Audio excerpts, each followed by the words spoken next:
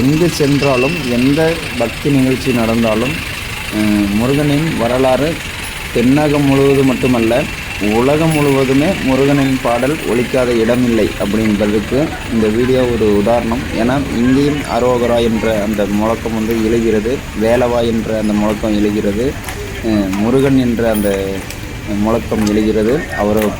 முருகனின் பாடல்கள் ஒலிக்கப்படுகிறது. அற்புதமாக மக்கள் உணர்ந்து முருகனின் சக்தியை தெரிந்து பாடி வருகின்றனர். அவர்களுக்கு அனைவருக்கும் என் வாழ்த்துக்கள்.